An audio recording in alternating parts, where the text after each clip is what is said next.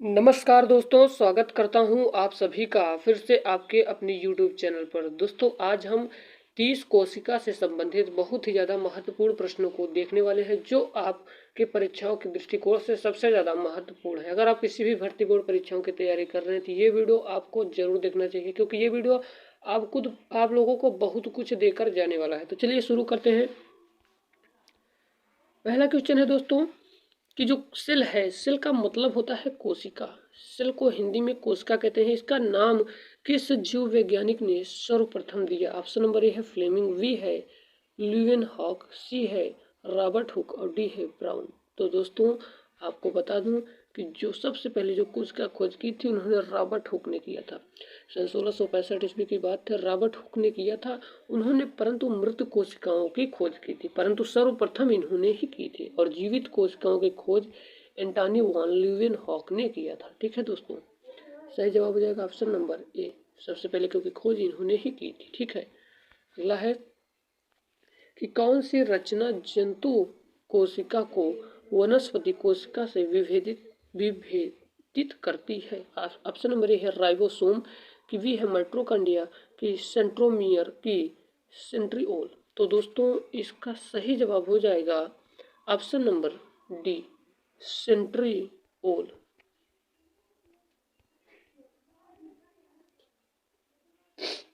Centriole हो जाएगा।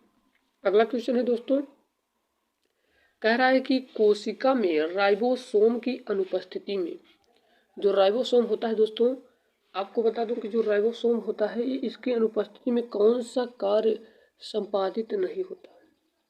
ये जो दोस्तों राइबोसोम होता है इसको प्रोटीन की फैक्ट्री कहा जाता है। आपको हम बता दें कि इसे ही प्रोटीन की फैक्ट्री कहा जाता है।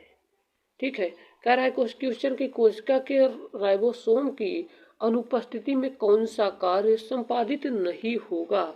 ऑप्शन नंबर ए है श्वसन, बी है उत्सर्जन, सी है प्रोटीन संश्लेषण, डी है कार्बोहाइड्रेट संश्लेषण। तो दोस्तों आपको बता दूं कि राइबोसोम की अनुपस्थिति में कार्य श्वसन होगा, उत्सर्जन भी होगा, परंतु प्रोटीन संश्लेषण नहीं होगा दोस्तों। तो सही जवाब हो जाएगा ऑप्शन नंबर सी। ठीक है, हम लोग चलते हैं अपने अगले प्रश्न की ओर।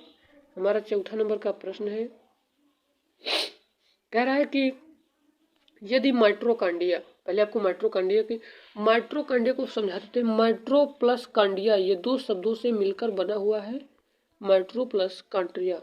दोस्तों माइटोकॉन्ड्रिया को हम सूत्र कणिका भी कहते हैं, क्योंकि ये कणिकामय होता है। इसकी खोज अल्टमैन ने किया था। ठीक है दोस्तों, क्वेश्चन अब क्या कर रहा है, क्वेश्चन को हम लोग समझते हैं कि यदि माइटोकॉन्ड्रिया का काम करना बंद कर दे, अच्छा ठीक है, तो कोशिका में कौन सा कार्य नहीं होगा? एक चीज आप लोग याद रखना दोस्तों, कोशिका का ये एक ऐसा भाग है जो ऑक्सीजन शोषण करता है, इससे ही ऊर्जा प्राप्त होती है दोस्तों। तो कौन सा कार्य नहीं करेगा? ऑप्शन नंबर ए है कि भोजन का अवकरण, ऑप्शन बी है भोजन का ऑक्सीजन, सी है भोजन का पाचन, डी है भोजन का अवशोषण। तो दोस्तों इसका सही जवाब हो जाएगा ऑप्शन नंबर बी, भोजन का ऑक्सीजन। आपको भी बताया कोशिका का एक ऐसा भाग है जो ऑक्सीजन शोषण का काम करता है, यानी ऑक्सीजन। ठीक है, अगला क्वेश्चन हम लोग चलते हैं दोस्तों। हमारा दोस्तों 5 नंबर का प्रश्न कह रहा है कि कोशिका का ऊर्जा ग्रह किसको कहा जाता है? कोशिका का जो ऊर्जा ग्रह का मतलब होता है पावर हाउस।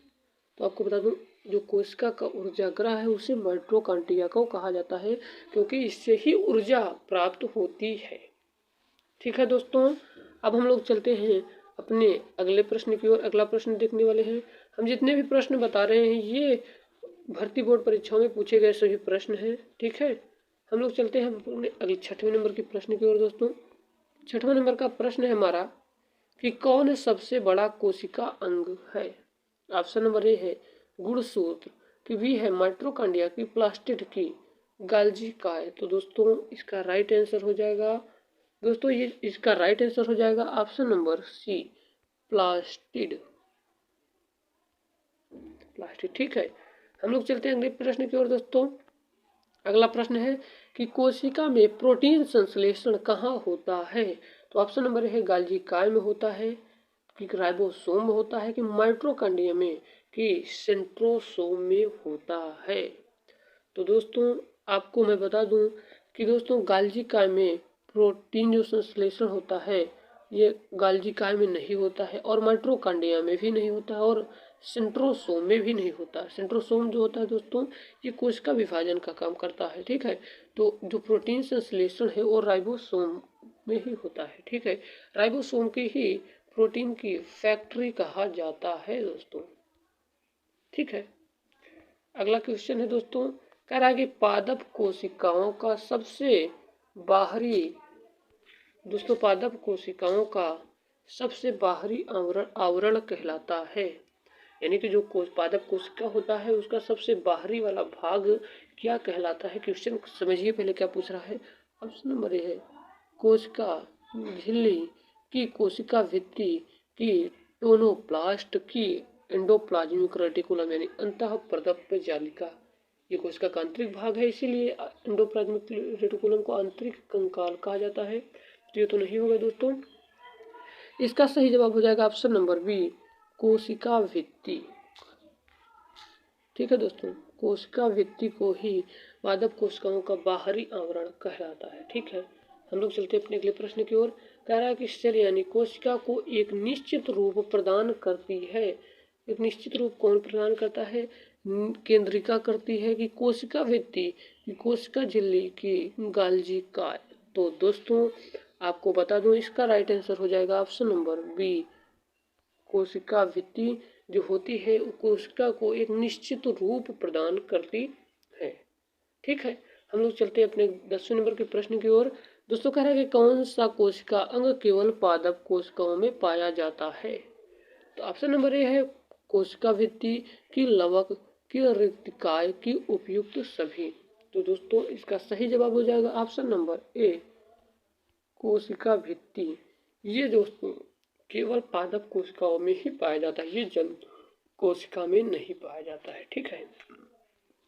हमारा अगला क्वेश्चन है कि कोशिकीय श्वसन का सक्रिय स्थल है। ऑप्शन नंबर ए है गाल्जी काय, बी है माइटोकॉन्ड्रिया, सी है राइबोसोम, डी है लाइसोसोम। तो दोस्तों इसका सही जवाब हो जाएगा ऑप्शन नंबर बी माइटोकॉन्ड्रिया, ठीक है। हम लोग चलते हैं अपने अगले प्रश्न की ओर। दोस्तों कह रहा है कि अवर्णी लवक मुख्यतः पाए जाते हैं जड़ों की कोशिकाओं में, कि तनों की कोशिकाओं में, कि पत्तियों की कोशिकाओं में, कि फलों की कोशिकाओं में। तो दोस्तों इसका सही जवाब हो जाएगा ऑप्शन नंबर ए जड़ों की कोशिकाओं में, ठीक है। ये जड़ों की कोशिकाओं में पाया जाता है। हम लोग चलते हैं अपने अगले प्रश्न की ओर। कह रहा है कि फूल और बीज को विभिन्न प्रकार के आकर्षण रूप प्रदान करता है। तो जो फूलों और बीजों के जो विभिन्न प्रकार के आकर्षण रूप प्रदान करता है, ऑप्शन नंबर ए है दोस्तों ल्यूकोप्लास्ट की, क्रोमोप्लास्ट की, क्लोरोप्लास्ट की, टोनोप्लास्ट। तो दोस्तों इसका सही जवाब हो जाएगा ऑप्शन नंबर बी क्रोमोप्लास्ट, ठीक है। हमारा अगला क्वेश्चन है दोस्तों कि कोशिका की आत्महत्या की थैली कहलाती है। तो दोस्तों कोशिका की जो आत्महत्या की थैली है आपको हम पहले समझा दे रहे हैं इसके बारे में। लाइसोसोम कहलाती है कि राइबोसोम की न्यूक्लियोसोम गाल्जी काय। तो दोस्तों इसका राइट आंसर हो जाएगा ऑप्शन नंबर ये लाइसोसोम। पहले लाइसोसोम को आप समझिए क्या होता है दोस्तों। लाइसोसोम दोस्तों अगर कोशिका का कोई अंग काम नहीं करता है ना तो उसको ये नष्ट कर देता है, और कोई भी अगर उसका पूरा कार्य नहीं कर रहा है उसका कोई अंग पूरा अंग तो उसको पूरे को नष्ट कर देता है। सबसे बड़ी बात ये खुद को भी नष्ट कर लेता है, इसलिए इसे एटम बॉम्ब या आत्महत्या की थैली भी कहा जाता है। अब आपको समझ में आ गया होगा। अगला क्वेश्चन है दोस्तों कि कोशिका द्रव्य में उपस्थित महीन शाखित झिल्लीदार और अनियमित नलिकाओं का घना जाल कहलाता है। ऑप्शन नंबर ए है गाल्जी काय कि माइटोकॉन्ड्रिया कि राइबोसोम कि एंडोप्लाज्मिक रेटिकुलम यानी अंतः प्रदप जालिका। एंडोप्लाज्मिक रेटिकुलम का मतलब होता है दोस्तों एक कोशिका का सबसे आंतरिक भाग है, इसलिए इसे आंतरिक कंकाल कहा जाता है दोस्तों। इसका दोस्तों सही जवाब हो जाएगा दोस्तों 15 नंबर का सही जवाब हो जाएगा ऑप्शन नंबर डी हो जाएगा एंडोप्लाज्मिक रेटिकुलम, ठीक है। दोस्तों अब हम उम्मीद कर रहे हैं आप लोगों को समझ में आ रहा होगा। अगर आप लोगों को समझ में आ रहा है तो जाइए हमारी यूट्यूब के प्लेलिस्ट पर जाके आप लोग पूरी वीडियो को अच्छे से एकदम बेहतरीन तरीके से पढ़ सकते हैं, उसमें कोई भी दिक्कत नहीं आएगी। और आपको पसंद आया हो तो हमारे चैनल को ज़रूर सब्सक्राइब करिए दोस्तों। अब हम लोग चलते हैं 16 नंबर के प्रश्न से दोस्तों। हम लोग चल रहे हैं अपने 16 नंबर के प्रश्न की ओर।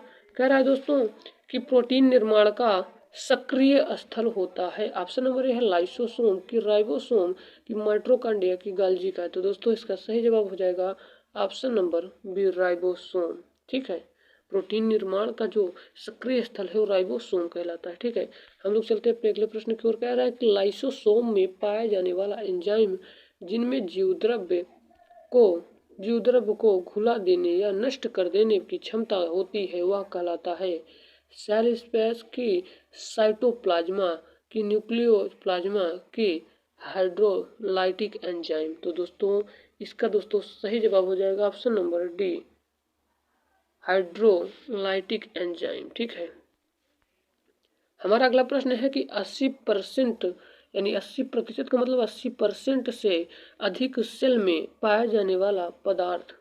तो दोस्तों ऑप्शन नंबर ए है प्रोटीन, की बी है चर्बी, की खनिज, की जल। तो दोस्तों इसका सही जवाब हो जाएगा ऑप्शन नंबर डी जल।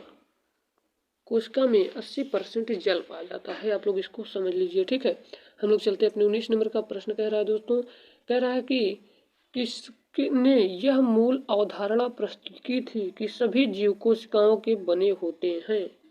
दोस्तों ए है पास्वर, बी है स्लाइडेन, सी है रॉबर्ट हुक, डी है टी श्रॉन। ऑप्शन नंबर ए है केवल 2, ये गलत दोस्तों। बी है 1 2 दोस्तों, जो ये भी गलत है। और दोस्तों ऑप्शन नंबर सी है 2 3, ये भी गलत है। डी है 2 और 4, ये वाला सही हो जाएगा। ऑप्शन नंबर डी सही हो जाएगा दोस्तों। हम लोग चलते हैं अपने अगले प्रश्न की ओर।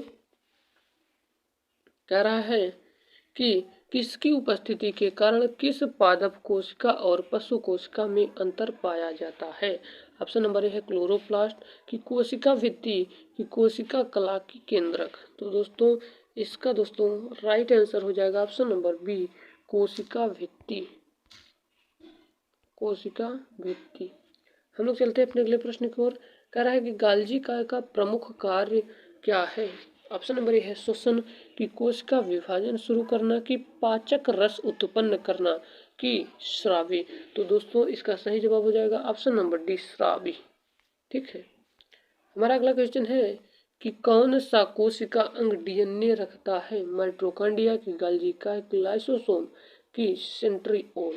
तो दोस्तों इसका राइट आंसर हो जाएगा ऑप्शन नंबर दोस्तों इसका राइट आंसर हो जाएगा ए नंबर माइटोकॉन्ड्रिया। हम लोग चलते हैं अपने अगले प्रश्न की ओर दोस्तों।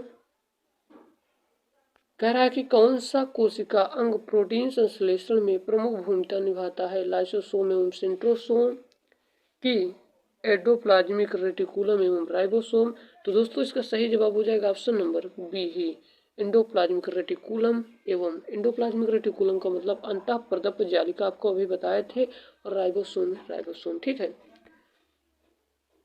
अगला है दोस्तों कि प्रोग्राम्ड सेल डेथ पीसीडी का कोशिकी एवं आणविक नियंत्रण क्या कहलाता है। ऑप्शन नंबर ए है एप्टोसिस, की एजिंग, की डिजेनरेशन, की निक्रोसिस। तो दोस्तों इसका सही जवाब हो जाएगा ऑप्शन नंबर बी एजिंग। अगला क्वेश्चन है कि कौन सा अंग प्रायः जंतु कोशिका में उपस्थित नहीं होता है। ऑप्शन नंबर ए है लवक, गाल्जी काय, की माइटोकॉन्ड्रिया, की एंडोप्लाज्मिक रेटिकुलम। तो दोस्तों सही जवाब हो जाएगा ऑप्शन नंबर ए लवक। अगला क्वेश्चन है कि लाइसोसोम कार्य करते हैं प्रोटीन संश्लेषण पे, की प्रोसेसिंग तथा पैकेजिंग में, की अंतःकोशिकीय पाचन में, की वसा संश्लेषण में। तो दोस्तों इसका सही जवाब हो जाएगा ऑप्शन नंबर सी अंतःकोशिकीय पाचन में। अगला क्वेश्चन है कि कोशिका भित्ति होती है पारगम, की अर्धपारगम, की चयनात्मक पारगम, की अपारगम। दोस्तों इसका सही जवाब हो जाएगा ऑप्शन नंबर ए पारगम में होती है कोशिका भित्ति। माइटोकॉन्ड्रिया का भीतरी वलय कहलाता है। तो माइटोकॉन्ड्रिया की आंतरिक दीवारों को दोस्तों हम आपको बता रहे हैं, माइटोकॉन्ड्रिया की जो आंतरिक दीवारें हैं इसको ही क्रिस्टी कहा जाता है। सही जवाब हो जाएगा ऑप्शन नंबर ए। अगला क्वेश्चन है दोस्तों कि माइटोकॉन्ड्रिया किसमें अनुपस्थित होता है? ईस्ट की, कवक की, जीवाणु की, हरे सवाल। तो दोस्तों इसका सही जवाब हो जाएगा, इसका दोस्तों सही जवाब हो जाएगा ऑप्शन नंबर सी, जीवाणु। अगला क्वेश्चन है कि जीव द्रव्य शब्द का सर्वप्रथम प्रयोग किसने किया था? ऑप्शन नंबर ए है डार्विन, की फुनकिंजे, की जॉन रे, की हैचिसन। तो दोस्तों इसका सही जवाब हो जाएगा ऑप्शन नंबर बी, फुनकिंजे। दोस्तों आई होप आपको वीडियो बहुत ज़्यादा पसंद आया होगा। अगर पसंद आया हो तो हमारे चैनल को जरूर सब्सक्राइब करिए, लाइक करिए। मिलते हैं किसी नए वीडियो के में, तब तक के लिए जय हिंद, वंदे मातरम। अगर मेरा मुहिम, मेरा काम आपको पसंद आ रहा हो तो ज़रूर हमारे चैनल को आप लोग सपोर्ट करिए। चलिए मिलते हैं किसी नए वीडियो में, तब तक के लिए जय।